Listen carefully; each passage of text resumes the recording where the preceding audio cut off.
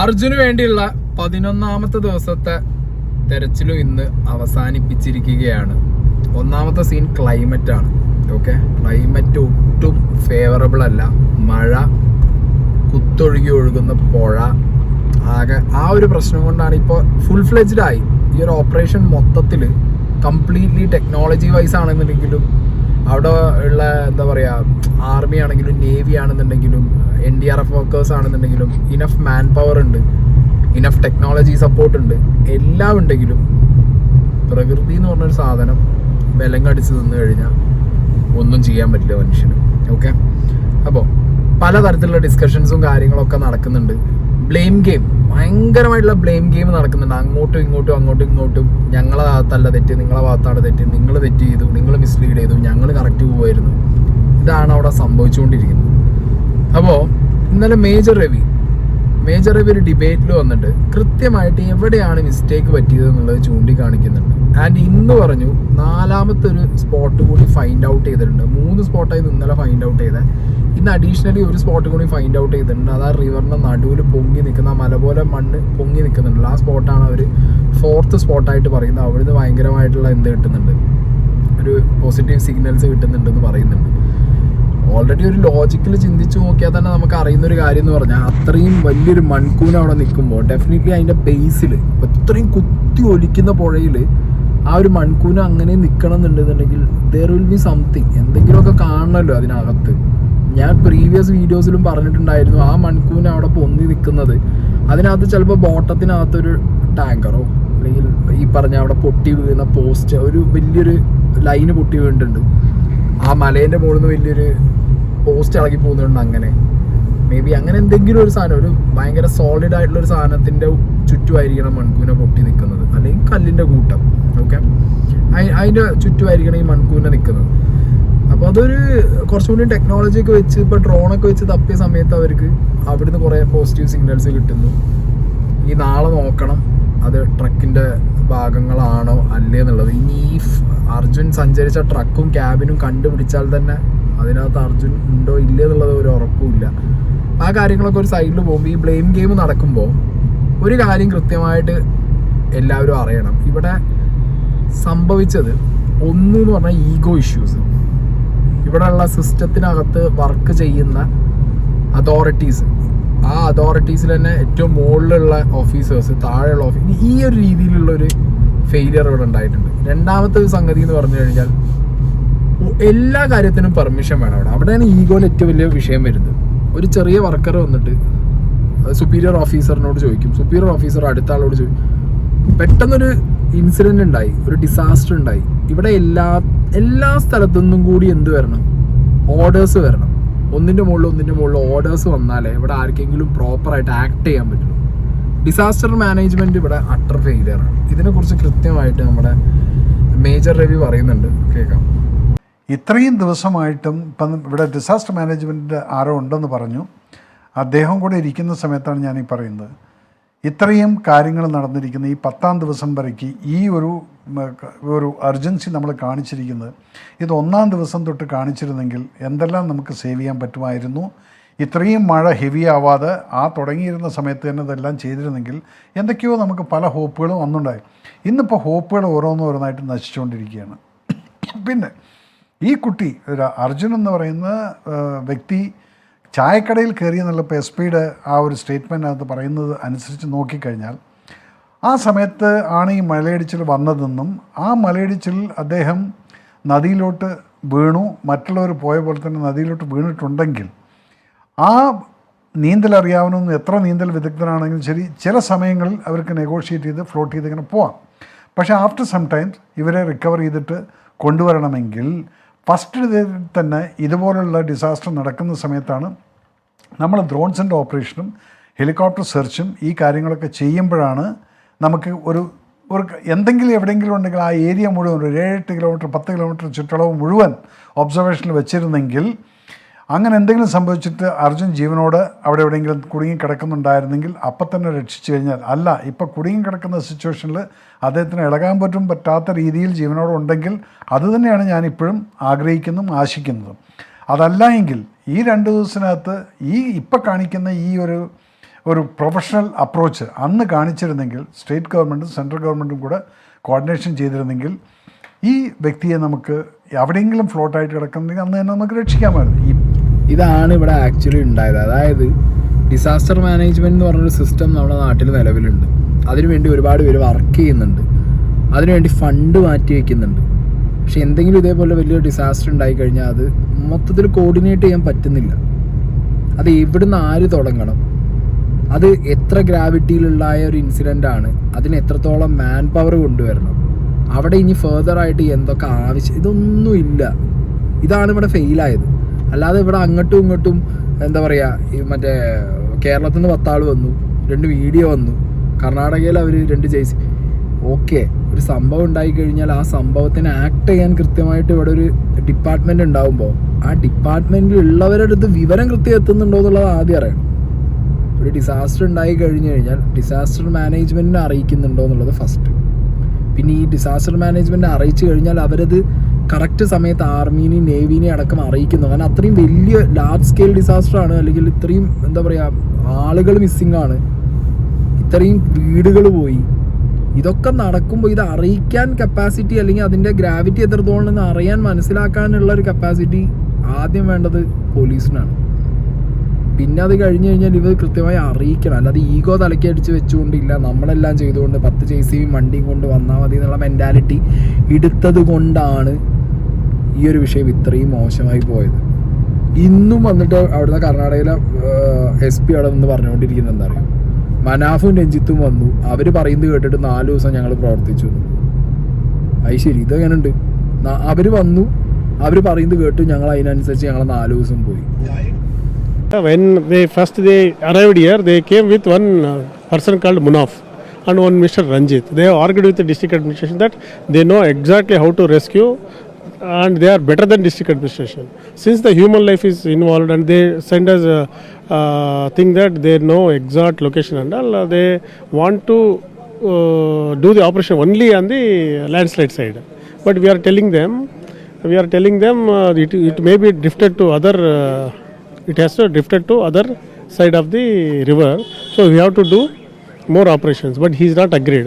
Since 4 days we are stuck there and we are telling it is not there, he is not believed, and we told them it is not there, but you can go because we are doing operation, but he insisted that he has to do, so that our 4 days of precious time went wasted there because of Munaf and one Mr. Ranjit of rescue man.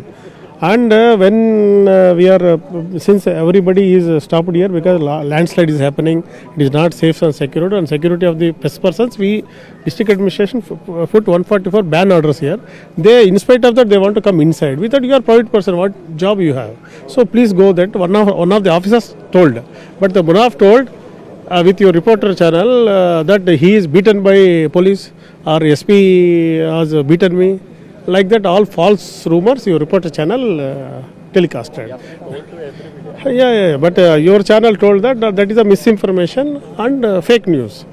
So that I told reporter channel that you should verify with the officers what is happening. And in the video it is very clear that he himself shouting everything. Ranjit also shouting. Police is doing their job only. So that I asked your reporter channel that before telecasting anything, we are district administration, we receive calls. Since then I am in touch with Arun, I am sending all the vital information. So this is not a fight between media and police. ഞാനുണ്ട് SP വന്നിട്ട് നേരെ രഞ്ജിത്തിൻ്റെയും മനാഫിൻ്റെയും തലയിൽ ഇട്ട് കൊടുത്തു. 4 ദിവസമായിട്ട് അവർ പറയുന്നത് കേട്ടിട്ട് ഞങ്ങൾ പണിയെടുത്തിട്ട് വിലപ്പെട്ട സമയം പോയിരുന്നു.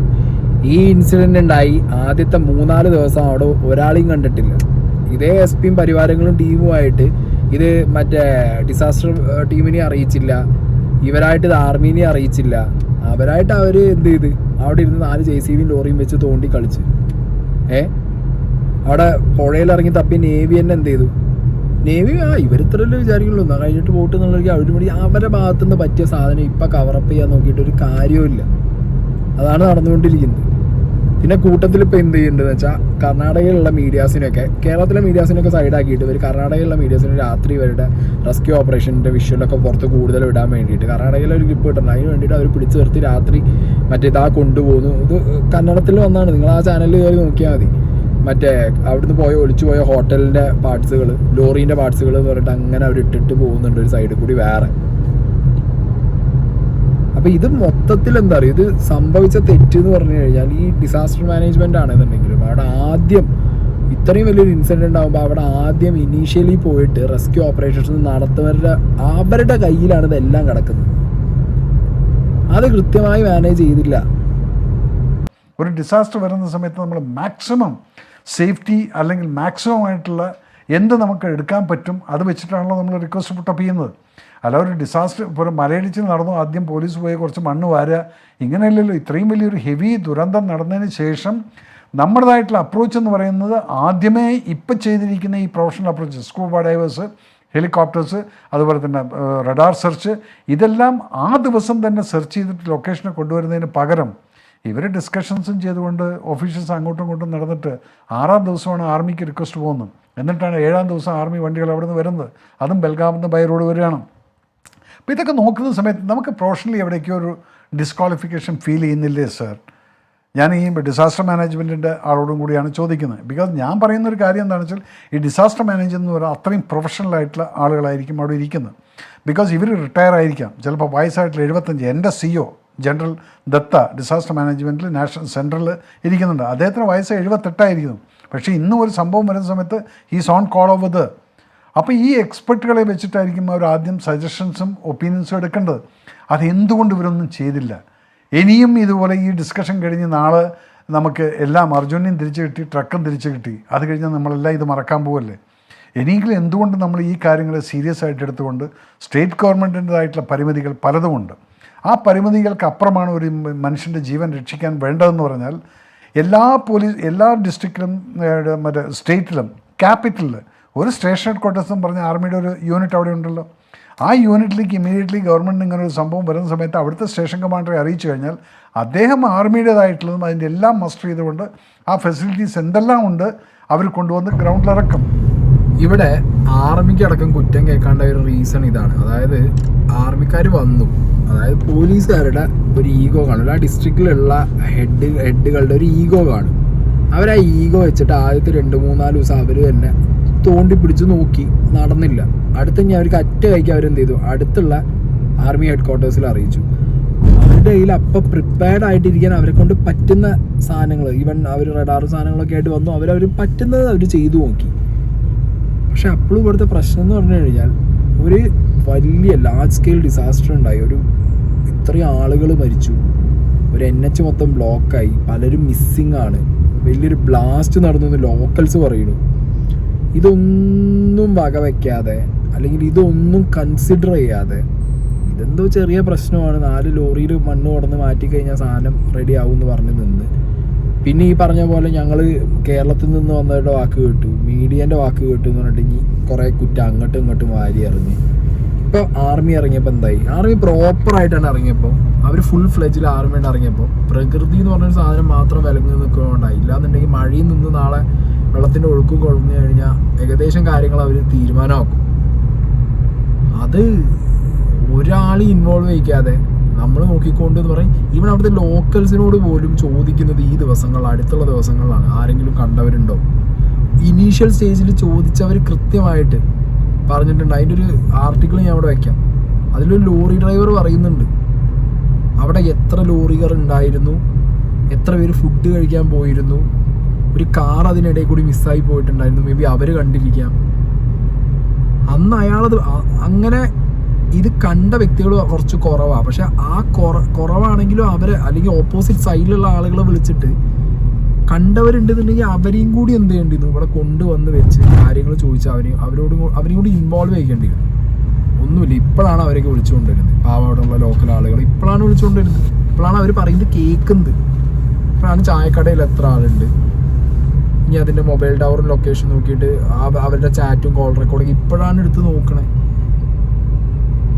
അപ്പോൾ ഇത് ബേസിക്കലി പറ്റിയ മിസ്റ്റേക്ക് ആദ്യത്തെ 3-4 ദിവസങ്ങളിലാണ്. ഓക്കെ, പിന്നെയെന്ന് പറഞ്ഞാൽ എല്ലാ ന്യൂസുകാരും കൂടി ഇറക്കിയ ഒരു സാധനമുണ്ട്, ഈ ലോറിക്കകത്ത് തന്നെ ഈ അർജുൻ കാണുന്നുള്ളൂ. അത് ഈ ഫോൺ ഓണായി എന്നുള്ള സംഗതി ഉള്ളതുകൊണ്ടാണ് ഈ ലോറിക്കകത്ത് എന്ന് പറയുന്നത്. ഞാൻ 2-3 ദിവസം മുമ്പ് വീഡിയോ ഇട്ടപ്പോഴും പറയുന്നുണ്ട്, ഇൻ കേസ് പുറത്താണെങ്കിൽ എന്ത് ചെയ്യാം, മൊബൈൽ തെറിച്ച് പോയിട്ട് വല്ല കല്ലിനിടയിലോ കുടുങ്ങിയിട്ടുള്ള സിറ്റുവേഷൻ ആണെങ്കിലോ അങ്ങനെയും വരാമല്ലോ. ഇത് നമ്മൾ ചിന്തിക്കുന്ന അത്രയും കൂടി ഇവിടെ ആദ്യം വന്നവർ ചിന്തിച്ചില്ല എന്നുള്ളതാണ് ഞാൻ ആലോചിച്ച് നോക്കുന്നത്. ന്യൂസ് കണ്ട് നമ്മുടെ മനസ്സിൽ വരുന്ന സംശയം പോലും അവർക്ക് വരുന്നില്ല എന്നുള്ളതാണ് ഡൗട്ട്. എന്താണെങ്കിലും ഇപ്പോഴും ഞാൻ പറഞ്ഞ ഒരു ക്ലൂ ഇല്ല. ഈ പറഞ്ഞ രീതിയിൽ സിഗ്നൽസ് കിട്ടുന്നുണ്ട്, സ്ട്രോങ് സിഗ്നൽ ആണെന്ന് പറയുന്നുണ്ട്. പക്ഷെ എന്നാലും അവർക്ക് ഉറപ്പില്ല അത് ലോറിയുടെ തന്നെ ക്യാബിനാണോ ലോറി തന്നെയാണോ എന്നുള്ളത്. മഴയൊക്കെ നിന്ന് വാട്ടർ ഫ്ലോ ഒക്കെ ഒന്ന് കുറഞ്ഞ് റിവറൊക്കെ ഒന്ന് സെറ്റിൽ ഡൗൺ ആവുമ്പോഴായിരിക്കും ഇനി കാര്യങ്ങൾ മുന്നോട്ട് നോക്കുന്നത്. ഞാൻ അതിനിടയിൽ ഇപ്പോൾ ആ ഒരു ലൊക്കാലിറ്റിയിൽ സംഭവം നടന്ന അങ്കോല ആ സ്ഥലത്തൊക്കെ പലരുടെയും ഫോണിൽ കുറേ വാട്സാപ്പ് ഫോർവേഡുകളൊക്കെ പോകുന്നുണ്ട്. പക്ഷെ അത് എത്രത്തോളം സത്യമാണെന്ന് അറിയില്ല. ഒരു ബോഡി കിട്ടിയിട്ടുണ്ടെന്നൊക്കെ പറഞ്ഞിട്ടുള്ള കുറേ വാട്സാപ്പ് ഫോർവേഡുകൾ അവിടുന്ന് ഞാൻ പറഞ്ഞില്ല, എനിക്ക് യോഗേഷനായിട്ടും അല്ലെങ്കിൽ ബാക്കി കുറച്ച് ആളുകളായിട്ടൊക്കെ പരിചയമുള്ളതുകൊണ്ട് അവരിങ്ങനെ പറയുന്നു, അയച്ചു തരുന്നുണ്ട്. പക്ഷെ നമുക്കത് ഒരിക്കലും കൺസിഡർ ചെയ്യാൻ പറ്റില്ല അതെങ്ങനെ എന്താന്നുള്ളത്. ഓക്കെ, അപ്പോൾ എന്താണെങ്കിലും നാളെയെങ്കിലും മഴയും കാര്യങ്ങളൊക്കെ മാറി നിന്ന് കഴിഞ്ഞാൽ റെസ്ക്യൂ ഓപ്പറേഷൻസ് ഒന്നും കൂടി ഫുൾ ഫ്ലെഡ്ജ് ആയിട്ട് നടത്തി അവരുടെ ഫൈൻഡിങ്സ് ഫൈനൽ റിസൾട്ട് ഒരു പോസിറ്റീവായിട്ട് വരട്ടെ.